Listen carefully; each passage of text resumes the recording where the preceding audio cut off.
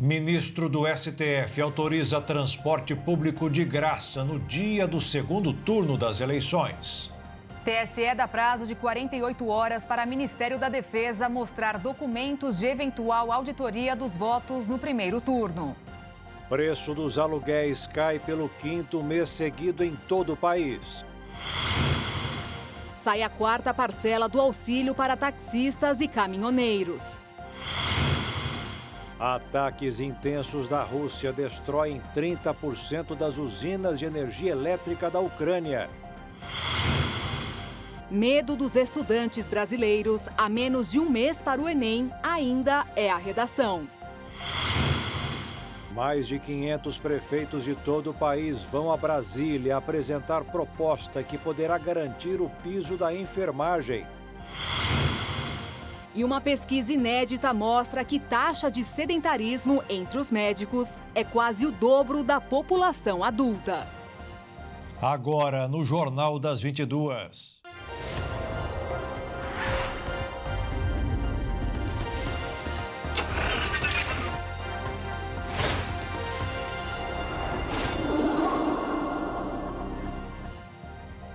Olá, boa noite. Boa noite.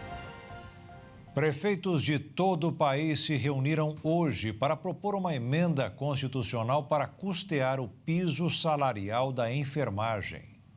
Mais de 500 prefeitos se reuniram em Brasília para discutir temas relacionados à gestão municipal, especialmente no que diz respeito ao custeio de saúde. O principal tema da reunião de prefeitos realizada nesta terça-feira foi discutir uma fonte de custeio para o piso salarial da enfermagem, que, segundo a CNM, gera um impacto de 10 bilhões e meio de reais por ano. A Confederação Nacional dos Municípios informou que propôs uma PEC, através do deputado Hildo Rocha, que eleva em 1,5% o fundo de participação dos municípios. Segundo a CNM, essa medida tem potencial de custear permanentemente o piso salarial da enfermagem, diferente da medida já aprovada pelo Senado, que não eleva recursos, apenas autoriza a movimentação de verbas. Para que os senhores tenham uma ideia, existe 2 PLPs, 2 projetos de lei complementar, um no Senado e um na Câmara, ambos aprovados, um no Senado e outro na Câmara, tratando sobre o resíduo financeiro que existe nas contas dos municípios e contas antigas antes de 2018, para que nós flexibilizamos naquela época da Covid, Paulo, para ser usado no combate à Covid.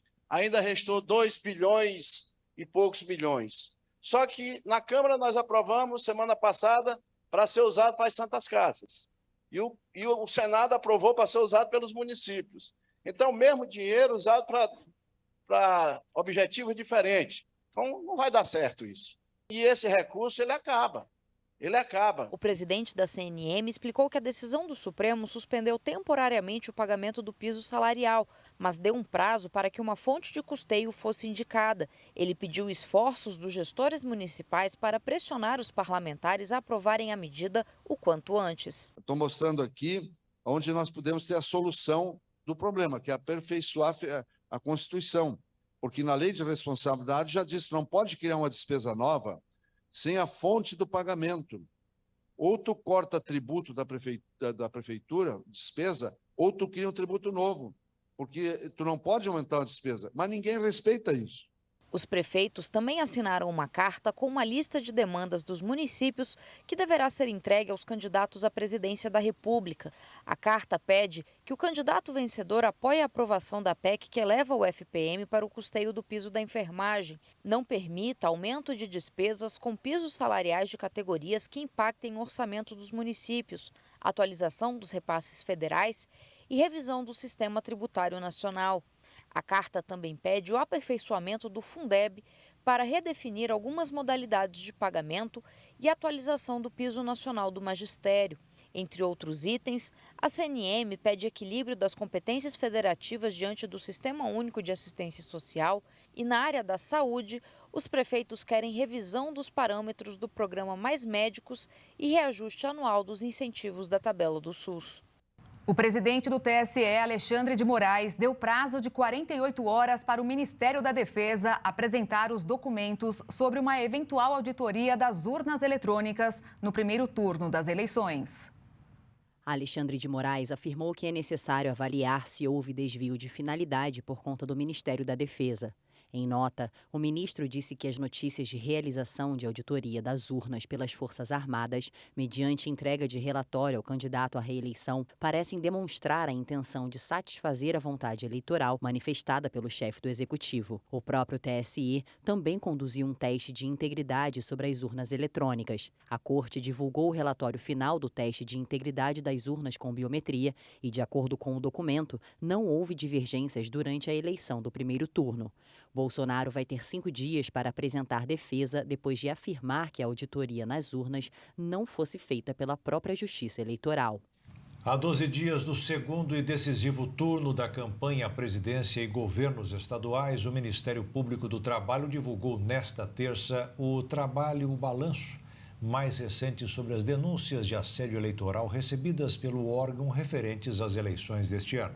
O número de casos registrados foi o dobro de 2018. O estado com mais denúncias foi o de Minas Gerais. Foram 419 relatos em que o empregador pressiona o trabalhador a votar em determinado candidato.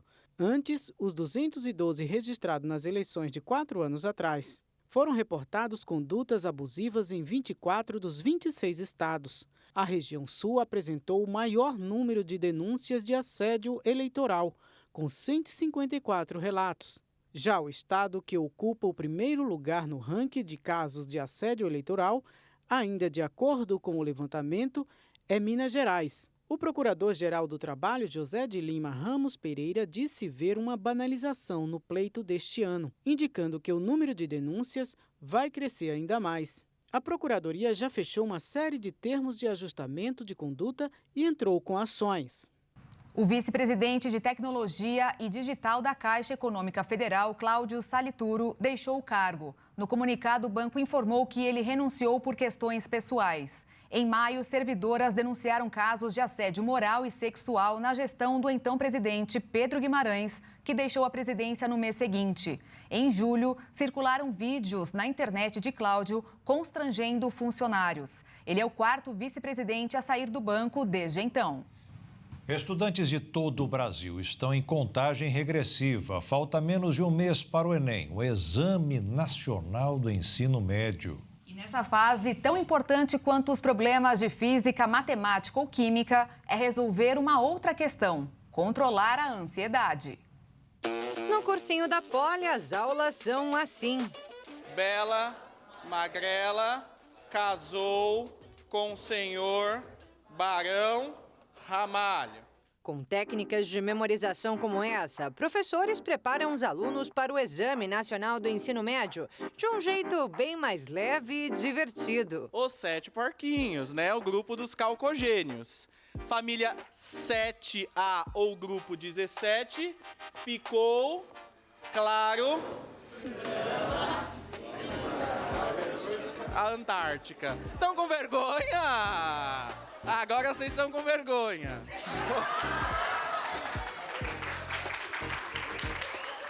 Eu acho que o conteúdo é o conteúdo e não pode se fugir.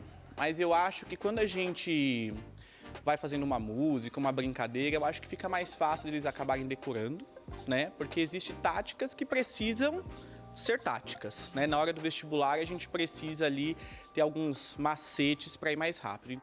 Só que por aqui a preparação do aluno vai além do estudo. É muito importante o aluno se preocupar, obviamente, com o conteúdo, mas também com o controle do corpo e da mente. A mente por conta da ansiedade. Vários estudantes que estudam muito durante o ano acabam por conta do nervosismo, do famoso branco, indo mal na prova. E o controle do corpo é porque são provas longas, exige muito tempo de concentração, muito tempo sentado na cadeira. Por isso, segundo o diretor do cursinho, os simulados são tão importantes. A gente sabe que uma das formas que diminui a ansiedade é justamente você não encarar o desconhecido, né? Fazer a prova justamente no momento da prova. Tem que fazer a prova antes, tem que simular a prova, tem que treinar para ter segurança, para diminuir a ansiedade, para ir bem no Enem. Linguagem, ciências humanas, ciências da natureza, matemática. É claro que todas as disciplinas que caem no Enem preocupam os estudantes. Mas quando questionados sobre aquilo que mais gera tensão, a resposta é unânime. O que é, galera? Geralmente os temas de redação são sobre problemas brasileiros mesmo, dividido em 5 tópicos de avaliação. A quinta competência é importante porque às vezes o estudante esquece, ele tem que defender uma tese, ele tem que argumentar. E nesse 5º critério, que vale 200 pontos, ele precisa solucionar um problema. E tem cursinho só para aprimorar as técnicas de redação. O preparatório da Raquel Ciufi, por exemplo, nasceu com esse objetivo. Aí tratamos de repertório, correção de norma culta, avanço dos argumentos, e aí se constrói um aluno pronto para fazer essa prova. E não é que ela já acertou 11 temas do exame. Então ficam aqui os palpites da educadora para a redação deste ano. Tem temas aí que precisam ser discutidos, certo? Bullying nas escolas precisa ser discutido. O cyberbullying também, política de cancelamento nas redes sociais. Não aparece clara também há algum tempo sustentabilidade. Pode aparecer no exame do Enem, assim, com muita facilidade. Dentro da prova deve aparecer. Ansiedade, mal do século, tá? E tem mais um tema forte, estamos em ano de eleição. Pode aparecer o tema do voto como ferramenta de transformação social. E mais um último spoiler aí. Não se esqueçam que é Copa do Mundo, hein? E o esporte como ferramenta de inclusão social também é bem forte, pode aparecer. O Enem 2022 será nos dias 13 e 20 de novembro. Ainda dá tempo de estudar, treinar, se dedicar. No dia do exame, não se atrase e boa prova!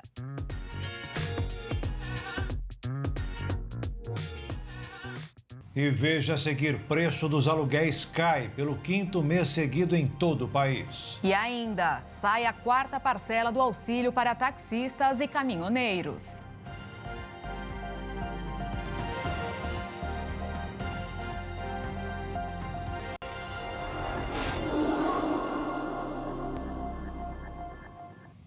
O preço do aluguel perdeu força pelo 5º mês seguido. Mesmo com essa retração, o valor das locações permanece em alta nos últimos 12 meses. O repórter Dionísio Gonçalves traz mais informações.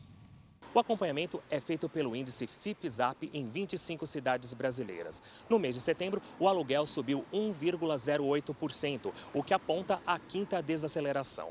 O índice vem em queda desde abril e nos meses seguintes, onde teve altas mais consideráveis. Mesmo assim, nesse ano há uma alta de 13,64% no preço dos aluguéis.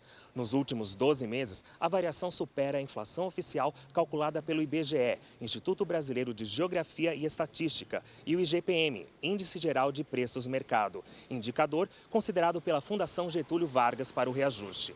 Entre as cidades acompanhadas, Barueri é a que tem o metro quadrado mais caro, R$ 47,16, seguida de São Paulo, Recife, Florianópolis, Rio de Janeiro e Brasília, com R$ 36,56. Na outra ponta, Pelotas, São José do Rio Preto e Ribeirão Preto são os lugares para encontrar o imóvel com aluguel mais barato do país, onde o preço do metro quadrado está abaixo de R$ 20.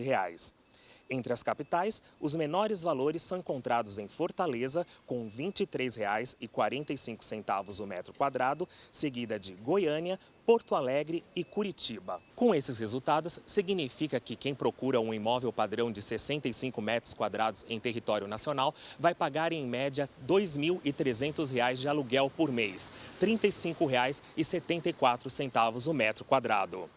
A 4ª parcela do benefício extra de R$ 1.000 foi paga hoje aos taxistas e caminhoneiros cadastrados. Um auxílio para limitar os impactos da alta dos combustíveis. Mais de 673 mil caminhoneiros e taxistas de todo o Brasil recebem uma parcela extra de R$ 1.000 do benefício assistencial do Ministério do Trabalho. A previsão inicial era realizar o pagamento adicional no dia 22, mas o benefício foi antecipado após uma reprogramação no calendário que segue até dezembro. O auxílio aos motoristas foi criado para limitar os impactos da alta de combustíveis e consiste em 6 parcelas pagas de julho a dezembro deste ano. Até o momento, um total de 289.985 motoristas de táxi e 341.506 caminhoneiros de todo o país já receberam auxílio. Segundo a Caixa, o pagamento de outubro contempla mais de 377 mil caminhoneiros e cerca de 295 mil taxistas. O montante extra está disponível a todos aqueles que foram considerados elegíveis até a última sexta-feira. Eles obtiveram esse direito após fazer a autodeclaração de caminhoneiro ou cadastro de taxista emitido pelas prefeituras. Os sistemas ficaram abertos para receber a documentação até o último dia 7 de outubro. O quinto lote, referente a novembro, também teve o pagamento antecipado e deve ser no dia 19 do próximo mês. O preço do diesel segue em alta no mercado internacional, ampliando a defasagem do preço do combustível comercializado no Brasil. Fatores como o aumento do frio na Europa, o fechamento de refinarias e a proximidade da proibição de importações da Rússia devem pressionar ainda mais o valor do produto no país. Em um levantamento feito pela Associação Brasileira dos Importadores de Combustíveis, ABICOM, a diferença entre o preço médio praticado nas refinarias brasileiras e do Golfo do México subiu para 14%. De acordo com o cálculo da entidade, para voltar à paridade com a importação, seria necessário um aumento de 83 centavos por litro de diesel. A unidade baiana da Selem, única refinaria de grande porte privada do país, responsável por 14% do refino do Brasil, anunciou o terceiro aumento no mês de outubro do combustível no último sábado, repassando até 8,9% de reajuste, dependendo do mercado atendido. Já a Petrobras mantém o preço do combustível congelado há 28 dias. Nos locais que servem de referência para os preços da estatal, a defasagem chega a 17% nas refinarias de Itaqui, Suape, Paulínia e Araucária. O IGP-10, que é um índice de inflação medido entre o dia 10 de um mês e o dia 10 do outro, caiu 1,04% em outubro. Com isso, o acumulado do ano está em 6,33% e no período de 12 meses, que é o que vale no final, em 7,44%. Os preços do leite e dos combustíveis foram os maiores responsáveis pela deflação, tanto para o produtor como para o consumidor. Em mais um dia positivo nos mercados globais, investidores se mostraram mais otimistas com a economia e os negócios britânicos após reversão da maior parte dos cortes tarifários. Com isso, nesta terça-feira, o dólar fechou em queda de 0,94%, cotado em R$ 5,25 na venda. E a Bolsa de Valores fechou em alta de 1,87% aos 115.743 pontos. A Agência Nacional de Energia Elétrica aumentou as contas de luz de 2 milhões de consumidores atendidos pela EDP São Paulo. Em média, a alta será de 8%, mas a fatura ficará bem maior para os grandes consumidores, como indústrias, que terão um aumento de 20%. A EDP atende 28 municípios do Alto Tietê, Vale do Paraíba e Litoral Norte.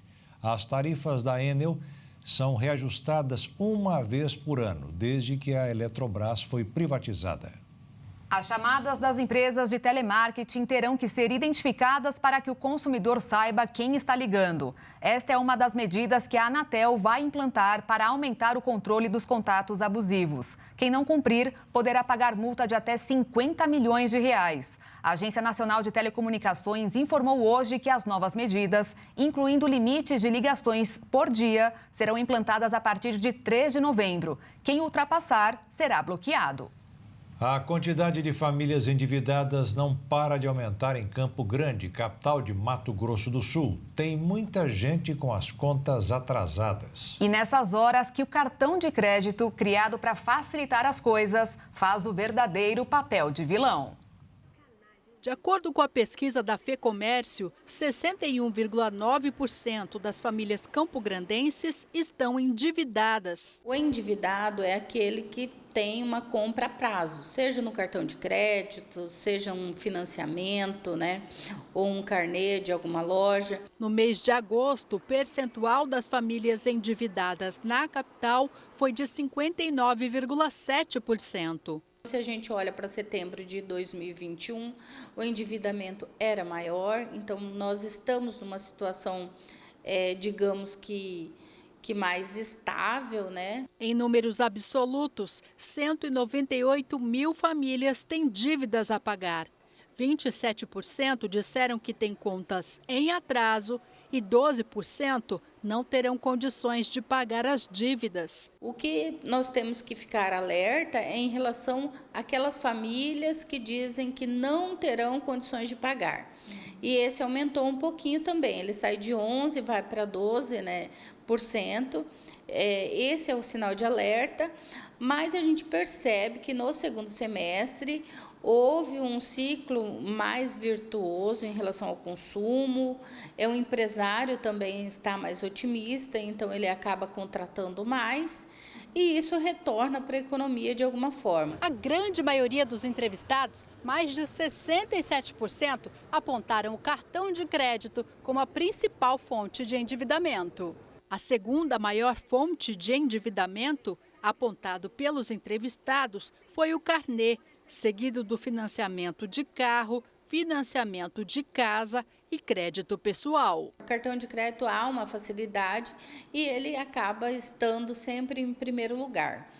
E o cartão de crédito, ele é uma facilidade para o consumidor, né? Só que ele precisa ser usado com cautela, por quê? Porque o pagamento de uma fatura em atraso ocorre multa, ocorre juros e que muitas vezes dificulta o consumidor de pagar a totalidade. E a Anvisa proibiu a comercialização de 2 lotes de chocolate da marca Garoto. Os produtos são as barras de 80 gramas dos sabores chocolate ao leite com castanhas de caju e chocolate ao leite com castanhas de caju e uvas passas, onde foi identificada a possibilidade do produto conter pequenos fragmentos de vidro. A empresa suspendeu imediatamente a distribuição e a comercialização desses 2 lotes e já recolheu o produto que foi distribuído nos estados de Santa Catarina e Espírito Santo. O Brasil exportou quase 3,5 milhões de sacas de café em setembro. Há uma alta de 4,5% na comparação com o mesmo período de 2021, que garantiu um recorde de receita para o mês. Os dados integram o relatório estatístico do Conselho dos Exportadores de Café do Brasil. A performance reflete um maior ingresso do tipo arábica, que contrabalança a intensa demanda das indústrias nacionais pelos cafés canéforas. Com o desempenho atual, as exportações no acumulado dos 3 primeiros meses do ano, safra 2022 e 2023, chegaram a quase 9 milhões de sacas, rendendo 2 bilhões e 74 milhões de dólares no período, ou um melhor desempenho nos últimos 5 anos. Na comparação com o intervalo de julho a setembro de 2021, os números apresentaram um recuo de 2,7% em volume, mais incremento de 48,9% em receita cambial. E veja a seguir, ministro do STF autoriza transporte público de graça no dia do segundo turno das eleições. E veja também, depois de uma semana de ataques intensos da Rússia, Ucrânia fica sem 30% de suas usinas de energia elétrica.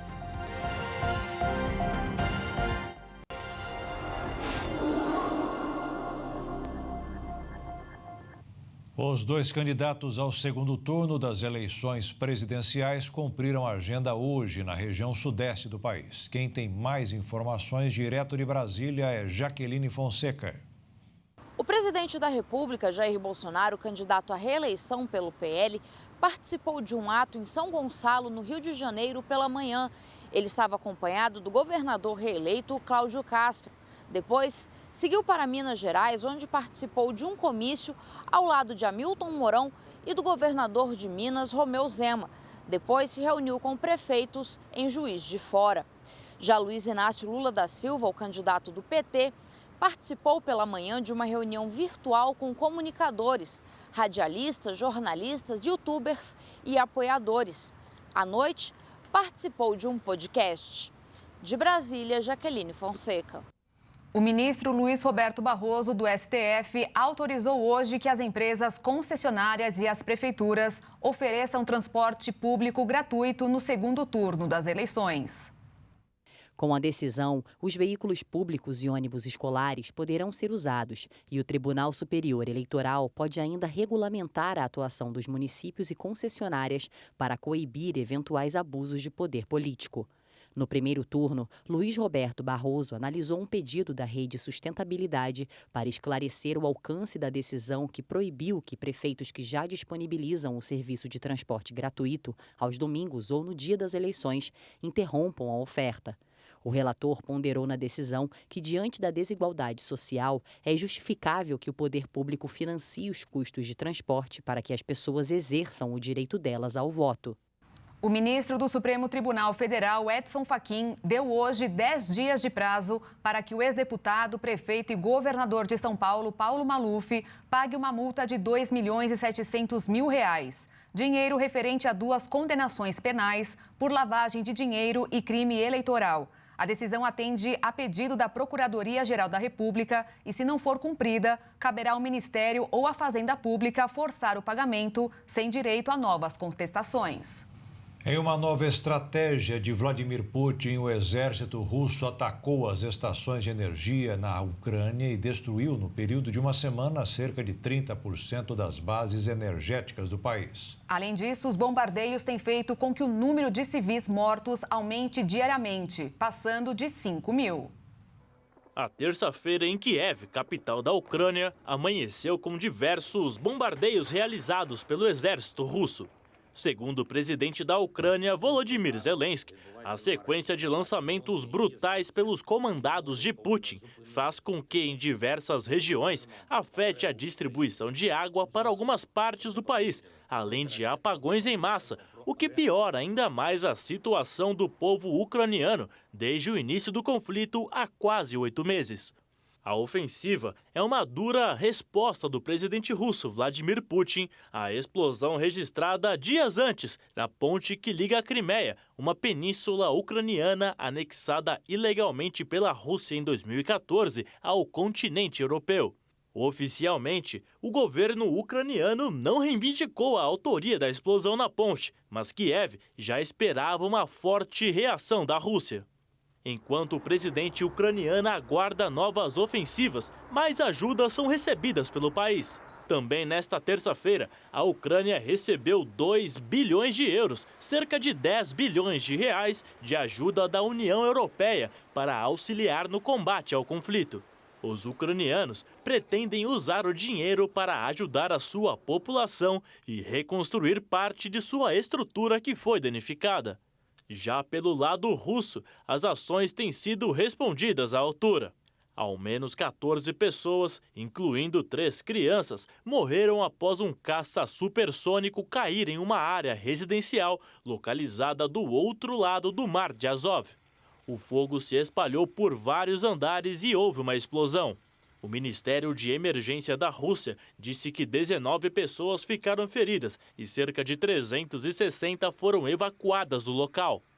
Já o Ministério da Defesa do país informou que a causa do acidente foi um incêndio em um dos motores do caça, o que ainda não foi confirmado pela perícia.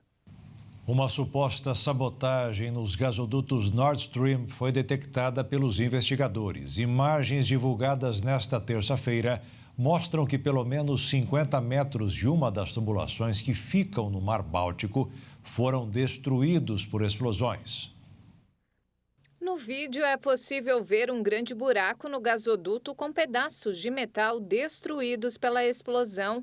A filmagem foi feita a uma profundidade de cerca de 80 metros, em um dos 4 pontos de vazamento que atravessam o Mar Báltico até chegar ao território alemão. Trond Larsen, da agência norueguesa Blue Ice Robotics, que dirigiu o dispositivo submersível que registrou as imagens, afirmou que somente uma força extrema poderia retorcer um metal tão espesso. Os 2 gasodutos Nord Stream 1 e 2 foram danificados por pelo menos 2 explosões na água do Mar Báltico, que causaram 4 vazamentos. A Guarda Costeira da Suécia afirmou que o último vazamento não é mais visível na superfície depois de produzir grandes liberações de metano. Há alguns dias, as autoridades suecas anunciaram que haviam realizado uma inspeção submarina no local e coletado evidências que confirmavam as suspeitas de uma possível sabotagem, uma hipótese confirmada pela Dinamarca. O Kremlin considera que a investigação dos incidentes está sendo manipulada para culpar a Rússia pelas explosões e acusa os países ocidentais pelas ações. Os gasodutos operados por um consórcio controlado pela gigante russa Gazprom e que vão da Rússia à Alemanha não estão operacionais devido à guerra na Ucrânia, mas ainda estavam cheios de gás quando ocorreram as explosões. O uso dessas infraestruturas tem estado no centro das tensões geopolíticas entre Moscou e o Ocidente. E o clima segue tenso no Irã. Até o momento, 23 crianças já morreram em atos de repressão aos protestos que desencadearam no país após a morte de uma jovem de 22 anos que estava sob custódia policial.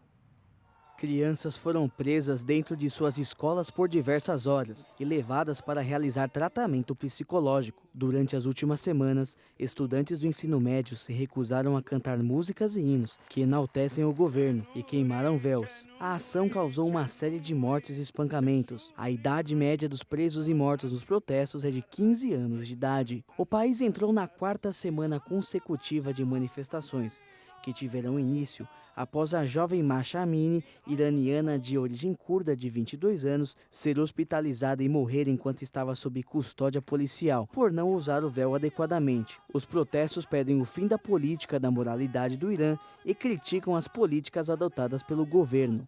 Também nesta terça-feira, a alpinista Einaz Rebak, que competiu um campeonato na Coreia do Sul sem o véu islâmico, desapareceu ao retornar para o seu país de origem. O uso do véu islâmico é obrigatório no país e, pela lei, atletas também devem usá-los, mesmo em competições no exterior. Após retornar ao Irã, amigos e parentes não conseguiram mais saber o paradeiro da jovem. Em meio ao mistério, a Embaixada do Irã na Coreia do Sul negou relatos sobre um suposto desaparecimento.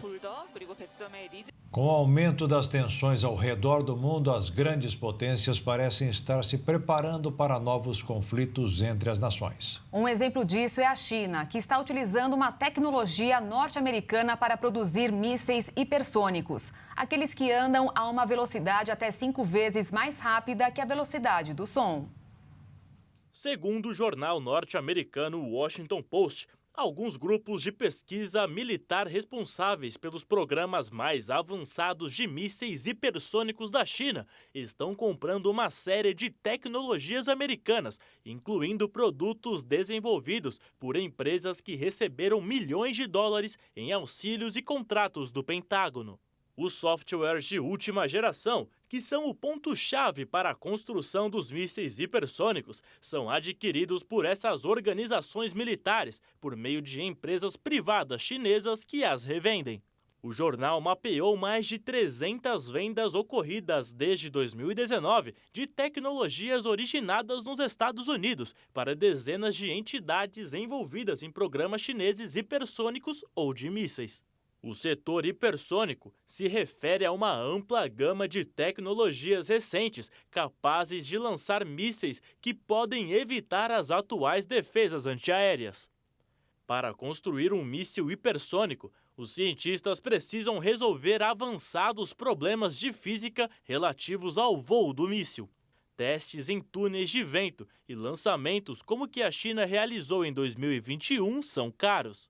As autoridades do Pentágono afirmaram que os norte-americanos e os chineses estão empreendendo uma corrida armamentista para desenvolver as armas hipersônicas mais potentes.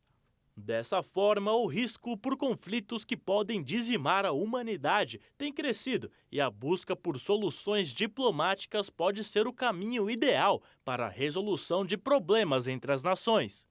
Após uma missão de quase 2 anos de microbioma em todo o mundo, cientistas disseram que coletaram milhares de amostras de micro-organismos marinhos em uma tentativa de entender melhor o plâncton e a poluição dos oceanos.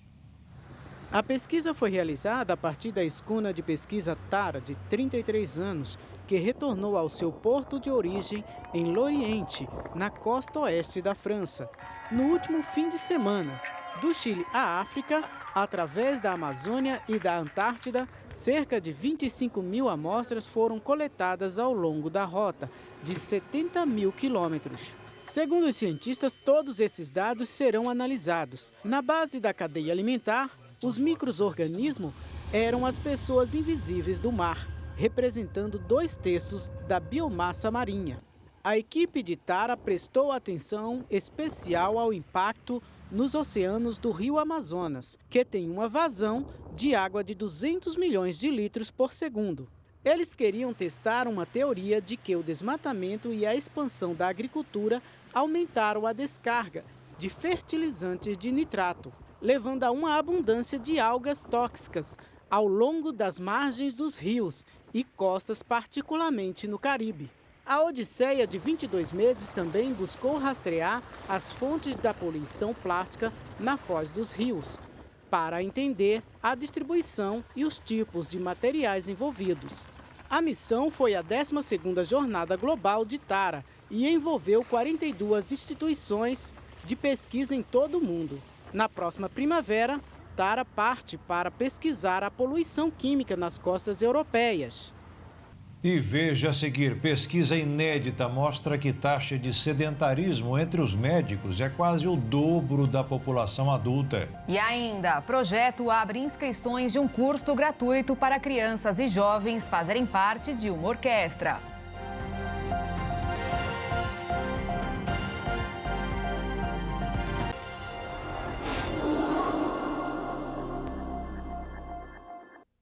Um levantamento inédito revelou dados impactantes sobre os hábitos saudáveis de médicos que atuam no estado de São Paulo. Com a taxa de sedentarismo, que é quase o dobro da registrada entre os adultos das 26 capitais brasileiras, mais o Distrito Federal. O estudo feito pela Associação Paulista de Medicina com 778 profissionais paulistas apontou que 27% deles não adotam hábitos que recomendam aos pacientes, como a prática regular de exercícios físicos, e ainda que 30% usam tranquilizantes, ansiolíticos e antidepressivos. Entre aqueles que fazem alguma atividade regularmente, 15% fazem 5 ou mais vezes por semana. 13,75%, 4 vezes, 23,52%, 3, 15,94%, 2 e 4,7%, apenas uma. E a maioria não faz mais do que 30 minutos de exercícios.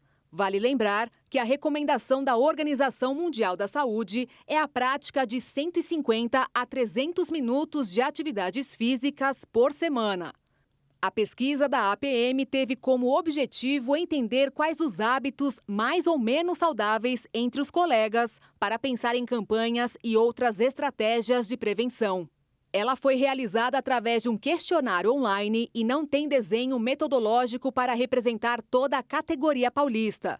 53% são médicos da capital, 39% do interior e 8% de outros estados, sendo a maioria com idade de até 50 anos. Entre os problemas de saúde que têm ou tiveram no último ano, os mais citados foram distúrbios do sono, cefaleia, distúrbios psicológicos e disfunções sexuais. Sem contar que só metade dos entrevistados relatou cumprir as horas de trabalho estabelecidas na Constituição, que são 44 por semana. Outra parte adota jornadas de até 50, 60 horas ou mais. Fato que pode estar associado ao desânimo e impaciência, depressão, alterações na memória e falta de atenção e concentração, que foram pontuados pelos médicos.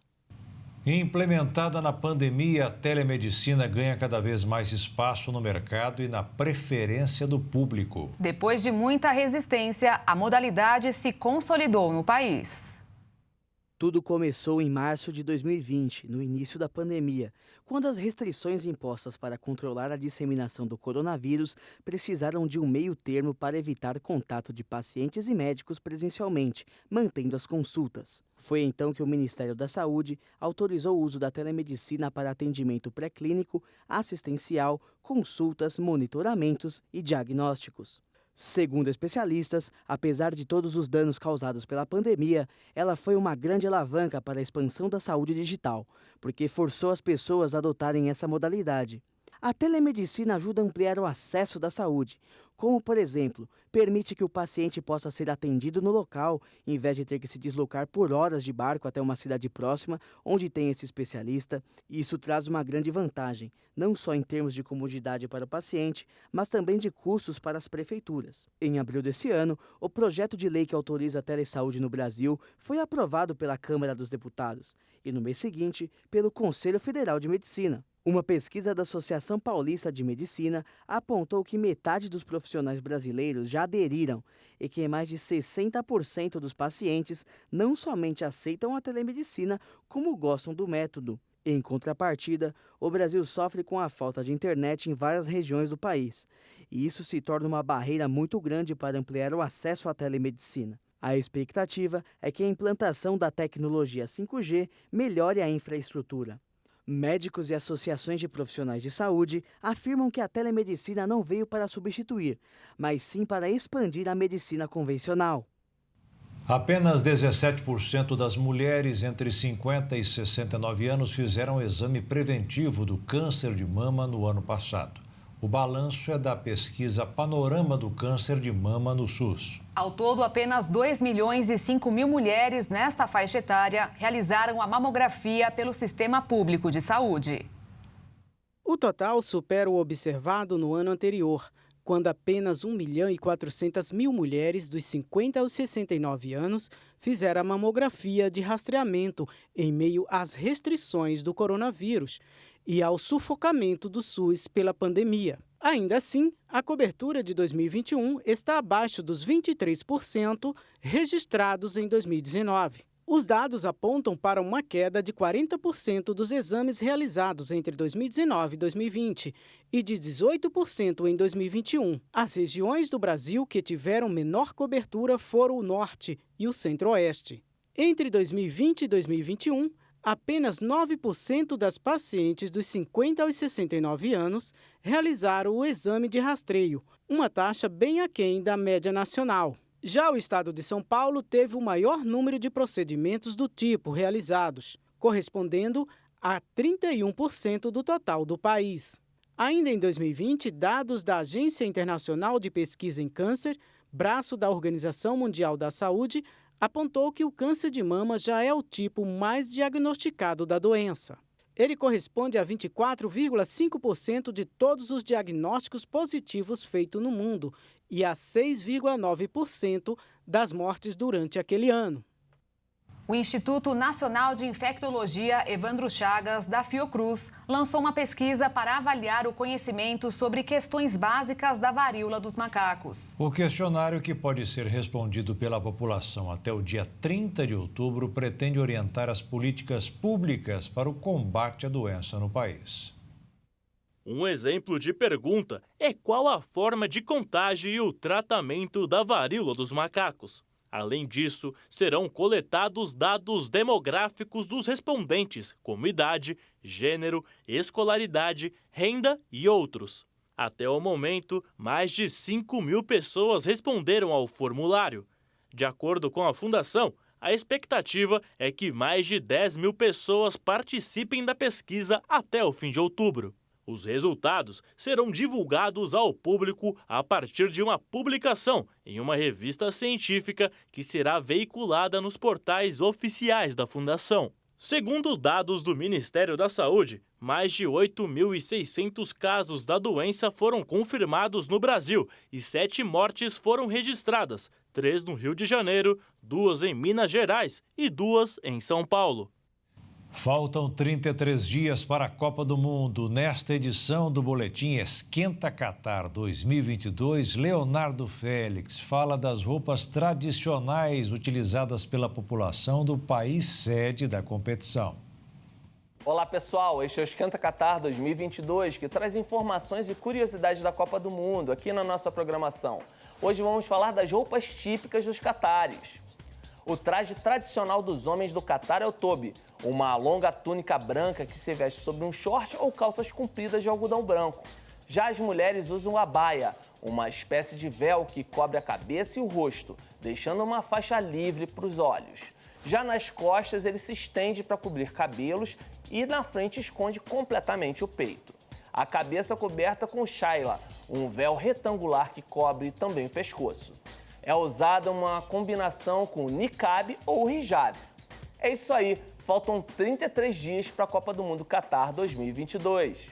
Em seu depoimento para a Justiça espanhola, Neymar negou qualquer irregularidade na sua transferência para o Barcelona em 2013. O atacante do Paris Saint-Germain chegou ao Tribunal de Barcelona ao lado dos pais, que também estão sendo processados. O brasileiro disse não se lembrar de sua participação nas negociações com o clube catalão em 2011. E o processo foi realizado pelo seu pai, que sabia do sonho de defender as cores do Barcelona e, por este motivo, priorizou a oferta do clube, ao invés de abrir espaço para escutar ofertas de outras equipes, como o Real Madrid. Já o pai de Neymar argumentou que não era trabalho dele informar ao DIS sobre as negociações que considerava lícitas e autorizadas pelo clube brasileiro. Outro cartola envolvido no caso, o presidente do Real Madrid, Florentino Pérez, também prestou depoimento nesta terça-feira e confirmou que o clube merengue ofereceu 45 milhões de euros por Neymar em 2011. Mas ele disse que não participou diretamente das negociações e que a vontade do brasileiro sempre foi jogar no Barcelona. A denúncia contra Neymar partiu de uma empresa chamada DIS, que na época possuía parte dos direitos econômicos do atleta, que alegou que não recebeu o valor total da parcela que tinha direito. A possível fraude aconteceu após uma auditoria da Justiça espanhola que calculou que a operação custou pelo menos 83 milhões de euros. Números muito superiores aos 57 milhões de euros divulgados pelo Barcelona na época. Por se considerar duplamente prejudicado, a DIS pede a restituição dos 35 milhões de euros, que calcula ter perdido até o momento. Após a sua declaração nesta terça-feira, Neymar não será obrigado a acompanhar presencialmente o julgamento, mas poderá prestar um novo por videoconferência antes do final do processo, previsto para o dia 31 de outubro.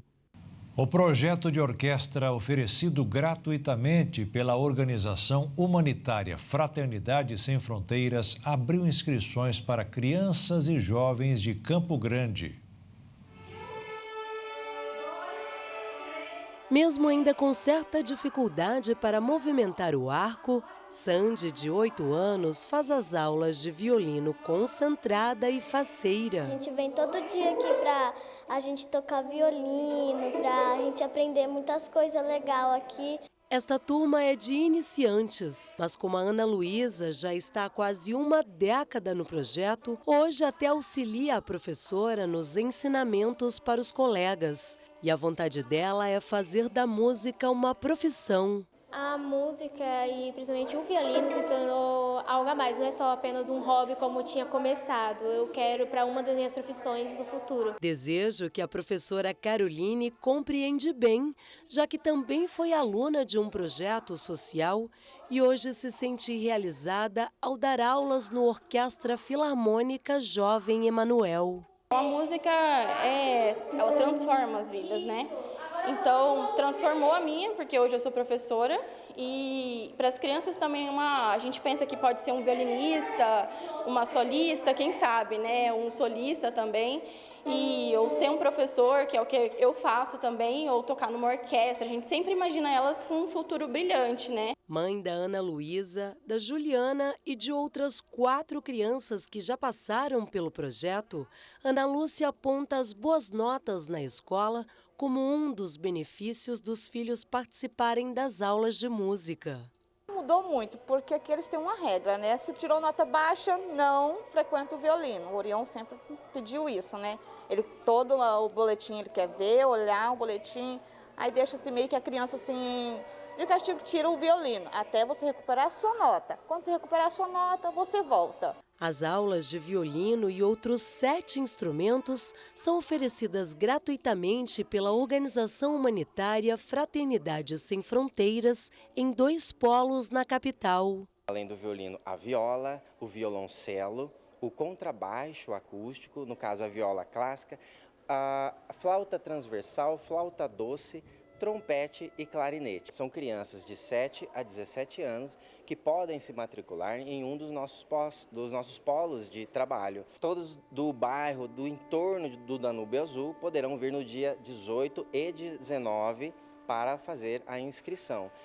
Na região do Itamaracá, nos dias 20 e 21, das 9 às 17, estaremos ali prontos para atender mães responsáveis, os pais, para fazermos esse cadastro dessa criança e desse adolescente. As atividades vão ter início em novembro e para as novas turmas tem novidade. Passará a ter não só uma aula na semana, mas 2 aulas na semana, além de um terceiro encontro a cada 15 dias com música em conjunto. Sendo assim, essa criança com certeza terá uma vivência social mais abrangente dentro do projeto. O projeto Orquestra Filarmônica Jovem Emanuel é mantido por doações e o coordenador convida outras pessoas a se tornarem padrinhos e madrinhas para que mais crianças sejam acolhidas. A ajuda pode ser com um apadrinhamento, um recurso mensal, pode ser com um instrumento novo, pode ser com um instrumento usado também. Essa ajuda ela é bem-vinda de diversas formas e nós procuramos de alguma forma canalizar isso da maneira ideal. O Jornal das 22 termina aqui. Obrigada pela sua companhia, um ótimo fim de noite para você e nós te esperamos amanhã. Boa noite, fique na paz. Tchau.